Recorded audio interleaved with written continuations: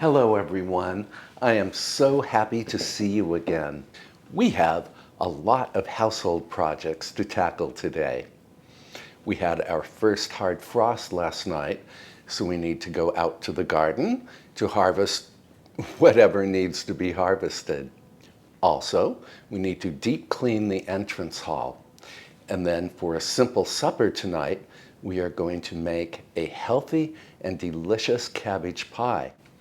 And then for tomorrow's breakfast, and probably for all breakfasts next week, we're going to prepare baked oatmeal with blueberries. Before we can do anything, we need to buy the ingredients for the baked oatmeal. So please take a drive with me. I'm back. We can leave just as soon as I finish my coffee.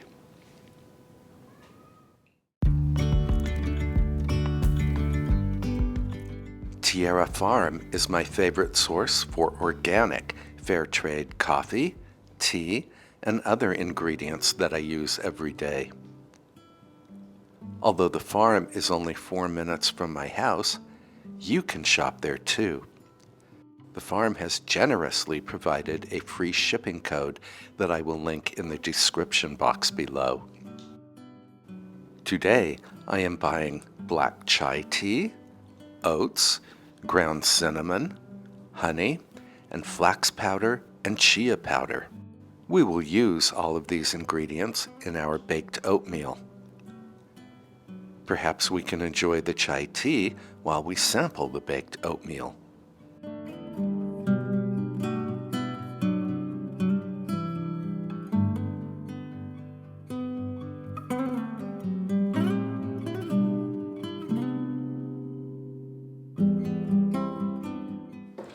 We are home again. It has turned very windy and cold outside. I cannot wait to try this black chai tea that we just bought at Tierra Farm. Ooh, super fragrant. We might try this later today. Now, I'm getting ready to make the baked oatmeal, so my oven is preheating to 350 degrees Fahrenheit or 180 degrees Celsius. This baked oatmeal is so easy to do. We start with 5 eggs. These are large eggs.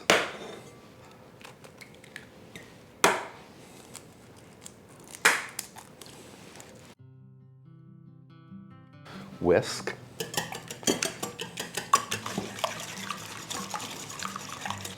Then we need 3/4 of a cup, or about 188 grams of unsweetened applesauce.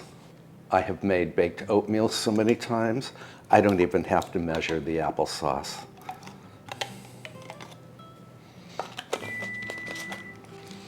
There's my oven telling me it has preheated. Then we need 1 cup of Greek yogurt. It's about 285 grams. 1 cup or 236 mils of milk. You could use any milk you like. I will measure mine. In you go. 2 teaspoons or thereabouts of pure vanilla extract. This is the extract that you and I made together. A 1/2 cup or 118 mils of honey.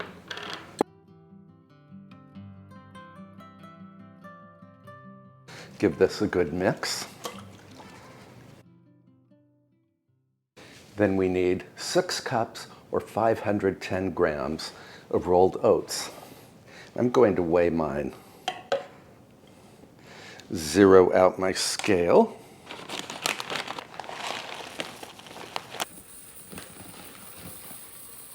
$512 grams, close enough.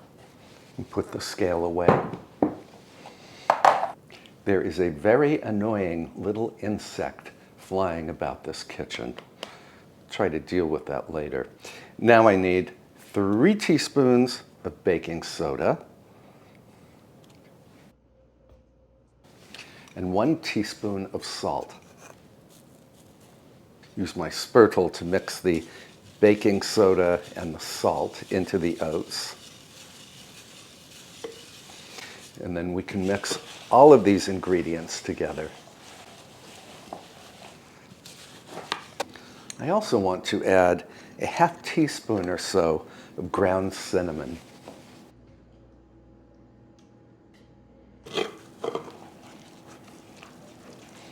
And to boost the healthiness of this baked oatmeal, I want to add some of the organic flax powder and organic chia powder that we just bought at Tierra Farm.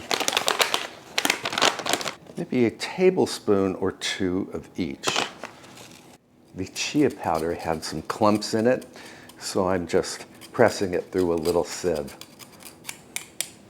And there we go. Mixy, mixy. I'm going to add some frozen blueberries to this mix, but since it's autumn, I think we should also add an apple. This is a late season apple, but I can't remember the variety name. But I'm peeling the apple, and then we can dice it up.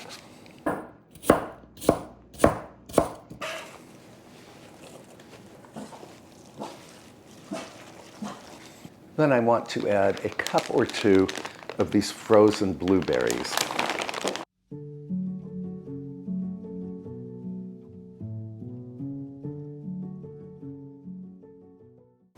Then we can pour this beautiful composition into a 9 by 13 baking dish. And I did grease this baking dish. This mixture smells even better than it usually does. And I think it's because of the addition of the chia powder. I didn't know that chia had its own perfume. And into the oven it goes for 1 hour. While the oatmeal is baking, I'm going to clean up my mess, and then we can head out to the garden. So the first thing I want to harvest is this cabbage that you and I grew together. The outer leaves are pretty much skeletonized by insects, but I think the inner head will be just perfect. Actually, something has been chewing on the inner head of this cabbage, so we're going to leave this here for now. This head looks good.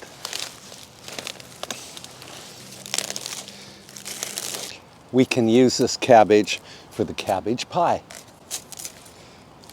once it's cleaned up. This is Savoy cabbage. It's great fun to come out to the garden to gather the night's dinner.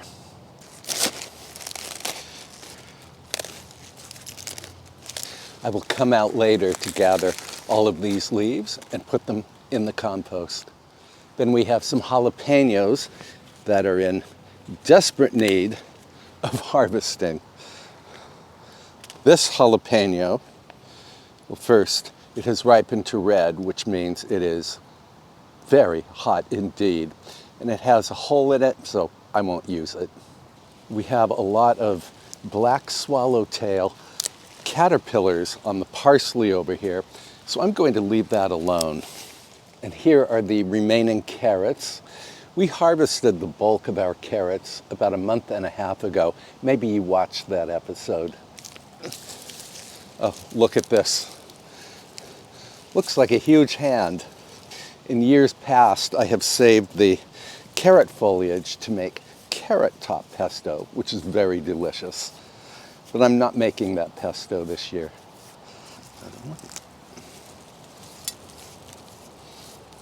This is a very nice, fat carrot.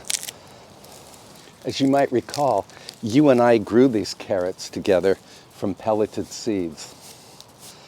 Have you ever seen a prettier carrot? I have not.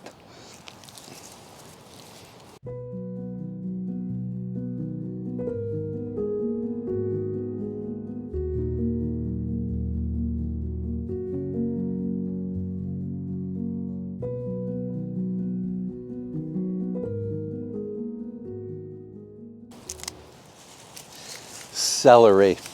We harvested most of the celery back when we harvested the bulk of the carrots. These have now grown to, well, supermarket size. There we go. Look at these gorgeous celery stalks. We are going to need a larger basket. I have another massive celery plant over here, but we will save that for another day. Our basket is full and it's very heavy. Now this is very interesting. I planted parsley in very good soil in the bed behind me. This parsley appeared out of gravel. So I guess parsley really does not need any special growing medium. And we need parsley for our cabbage pie, so we can gather some right now. With the exception of one head of cabbage, I'm going to clean up and bag and refrigerate all of these vegetables. And then when I'm ready, I will blanch and freeze them. Oh, the jalapeno peppers do not need to be blanched. I can just bag these and freeze them. All right, my cabbage is all cleaned up over here. My jalapenos are ready for the freezer. And I just wanted to show you these carrots again. I am so incredibly proud of these carrots. I will probably grow the same variety next year. And our baked oatmeal is ready. This baked oatmeal looks just fantastic. It smells very comforting too. I'm going to let this cool for a bit and then we can have a taste. This baked oatmeal is still quite warm, but I can't wait. I want to have a tea break. And I really want to try this black chai tea. Again, it's super fragrant.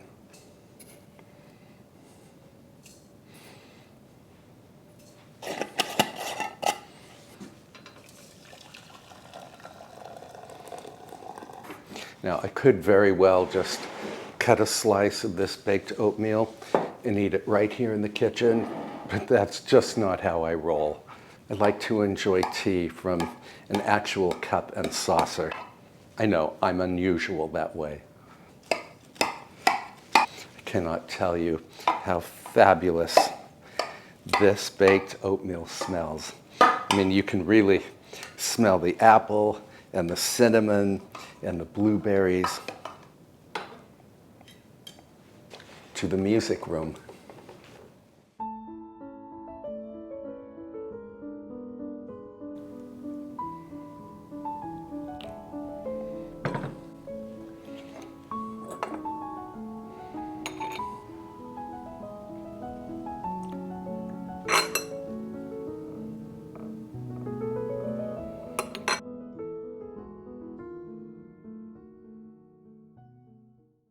Oh, this tea is delicious. It's almost like an autumn spice tea. I love it.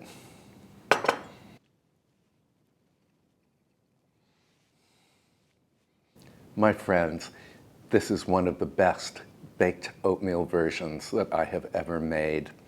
I love the bits of diced apple, plus the blueberries, plus everything else we put in the mix. I'm going to finish my little treat, finish my tea, and then I think I will have enough energy to tackle the entrance hall.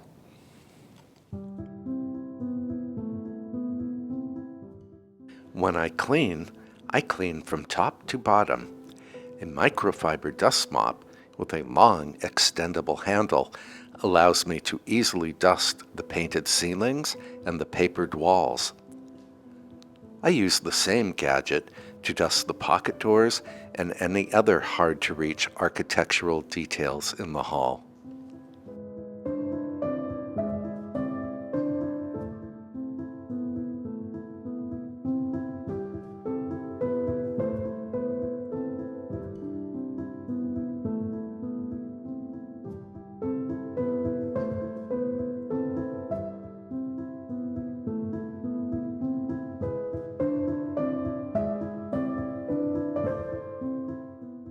Next, I use a damp microfiber cloth to clean the painted chair rails and the door frames.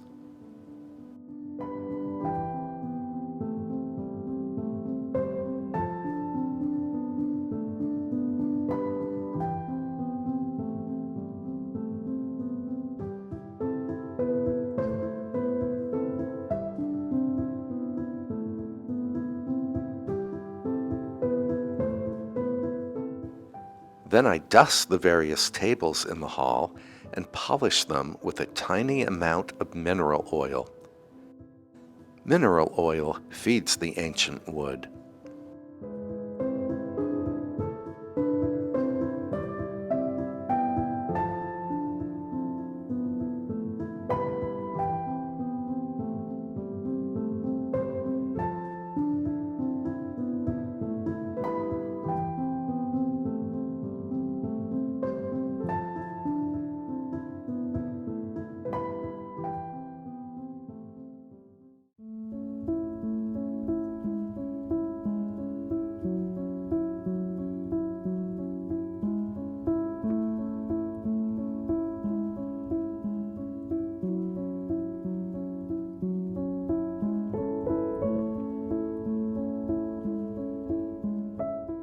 Glass cleaner wipes are very convenient for polishing the glass on picture frames.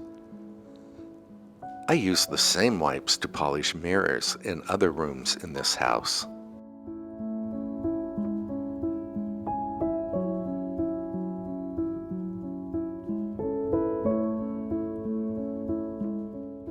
Now we can hit the floors.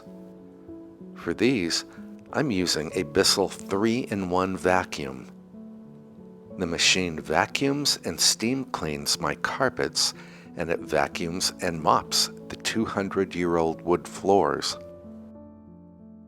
The Bissell extracts excess moisture, so the carpets and floors are practically dry by the time I am done. I can link all of these cleaning products in the description box below if you are interested.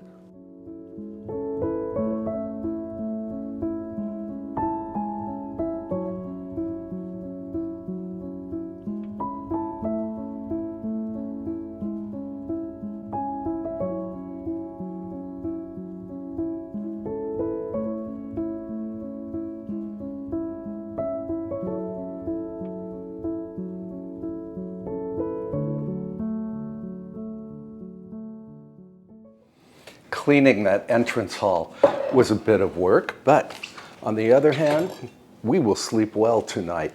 We will also eat well tonight because we are making cabbage pie for supper. So I need to dice up an onion.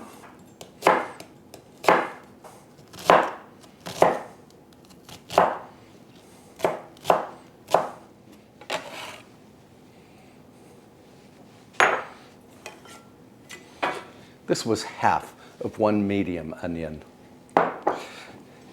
Then I need to chop up some parsley. This is the parsley that you and I harvested earlier today.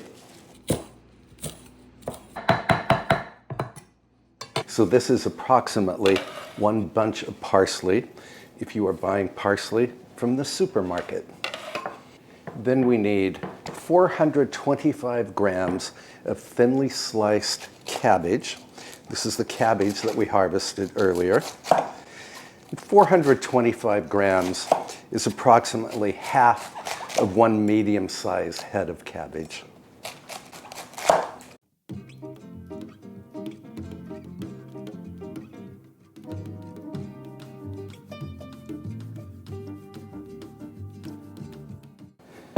Now we can put the cabbage in a large-ish bowl. Add the onion, the parsley, approximately 1 teaspoon of salt. I'm using kosher salt. Grinds of black pepper.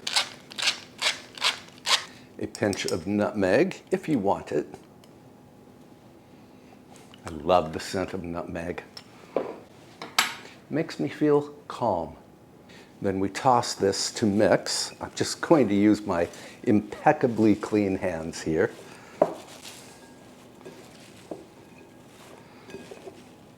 Now we need 3 beaten eggs, which I'm going to pour over the cabbage mixture. Give the cabbage another toss to coat it with the egg. I made the same cabbage pie probably 6 years ago for YouTube, and to my surprise, it seems that a lot of people love cabbage because that video got a lot of views.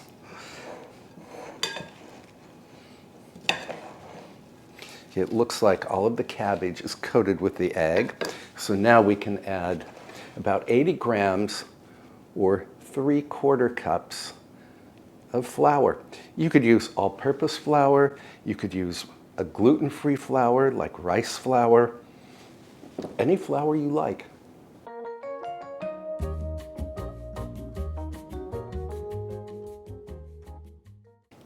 You can really play around with the ingredients in this cabbage pie.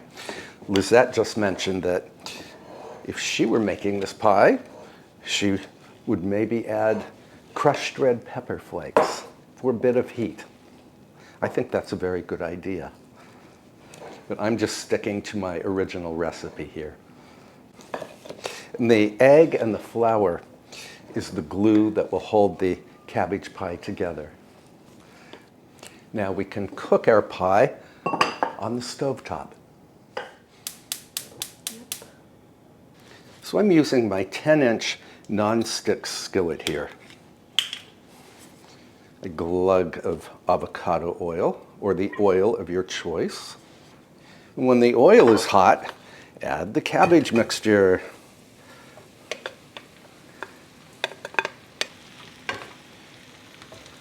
And then run a spatula or a spurtle around the edge of the cabbage to create a round or pie shape.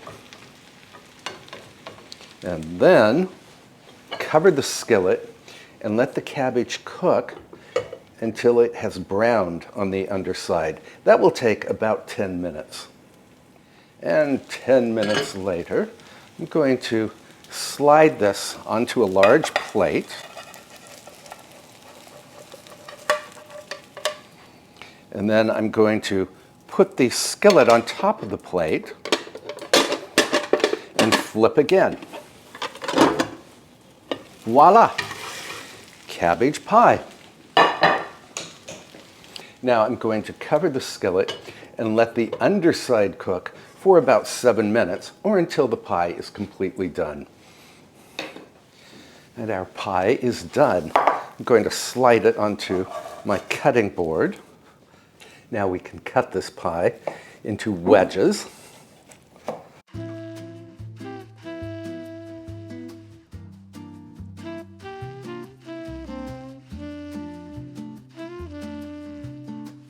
Just for looks and extra taste, we can squeeze some sour cream on top. I'm going to eat this very simple supper in the dining room, but I did want to have a taste for you. Bon appetit.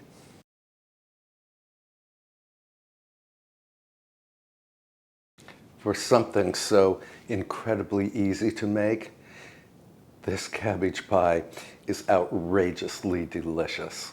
I hope you will give it a try someday. I'm going to bring this pie into the dining room and enjoy it with some Sauvignon Blanc. And I wanted to thank you for spending time with me today as we shopped at Tierra Farm and we made a lovely batch of baked oatmeal and we harvested most of the remaining veggies from the garden. We deep cleaned the entrance hall and we made this incredible cabbage pie. We film 2 videos each week, so if you have not subscribed yet, I hope you will do so, and be sure to tap the notification bell to be notified every time I upload a new video. Until I see you in the next video, please take good care of yourself, and I will see you then. Bye, friends.